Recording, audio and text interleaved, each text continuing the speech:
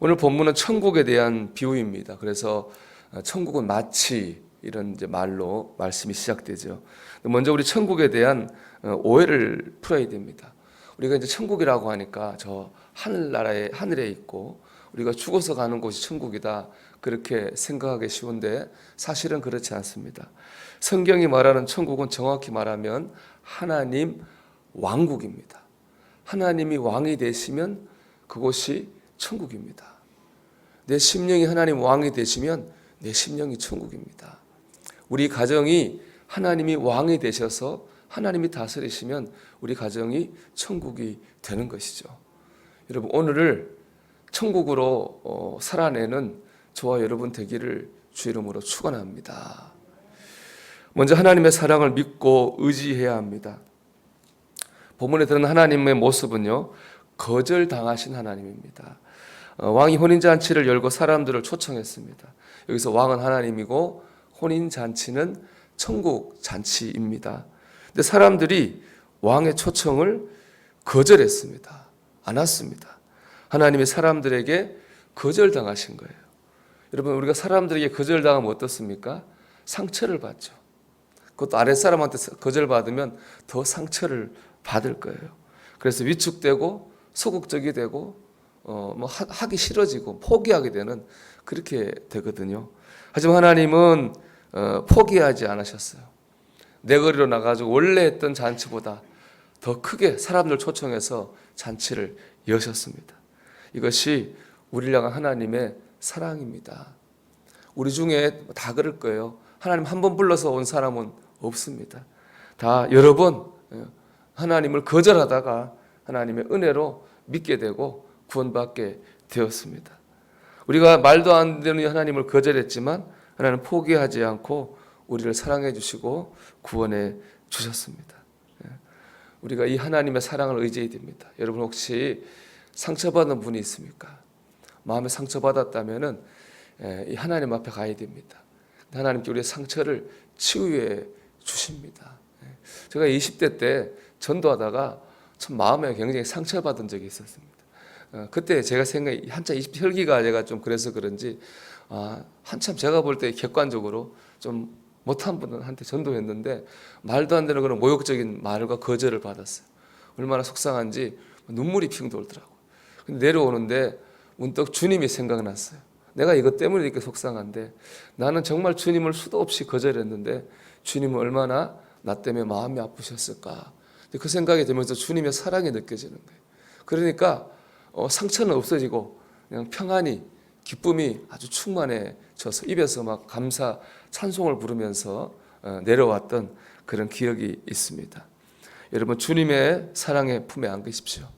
우리가 사람으로부터 받은 상처, 세상으로부터 받은 상처 다 치유될 줄로 믿습니다. 두 번째, 바쁜 일보다 중요한 일을 먼저 해야 됩니다.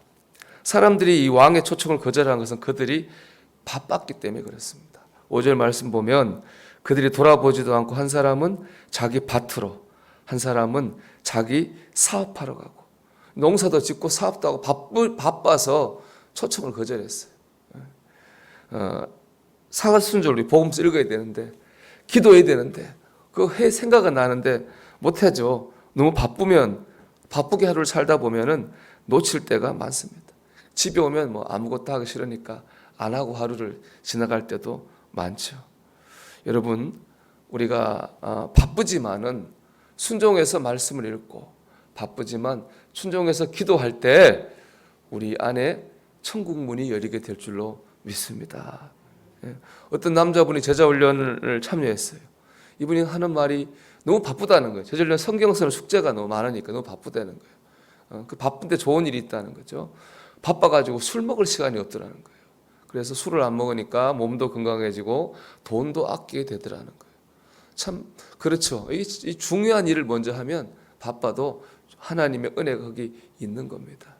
여러분 바쁘지만은 바쁘시겠지만 힘을 내 가지고 기도하고 말씀 가까이 하고 주님 가까이 하기 바랍니다.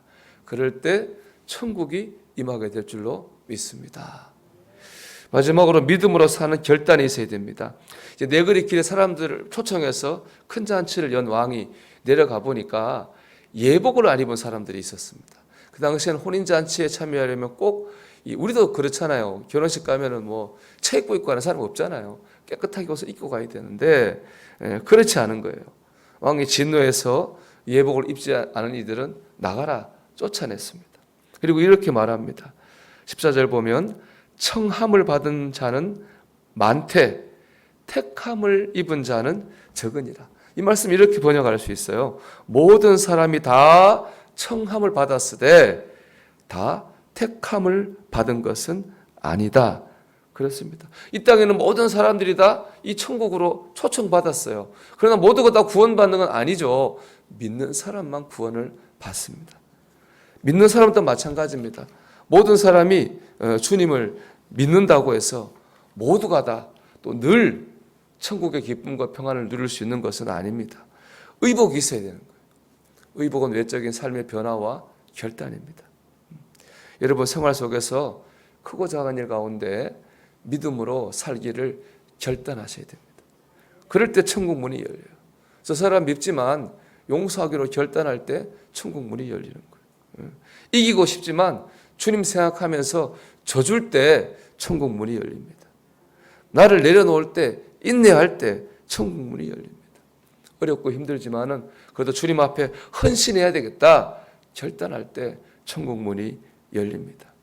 오늘도 여러분 이렇게 할까 또 저렇게 할까 고민될 때 하나님이 기뻐하실 결단을 하십시오. 그럴 때 그 순간에 천국이 여러분 심령 안에 임하게 될 줄로 믿습니다. 천국은 하나님 왕국입니다. 하나님 왕으로 다정하시고 다스리시면 거기가 천국입니다. 여러분 오늘을 천국으로 사는 저와 여러분이 되기를 주의 이름으로 축원합니다.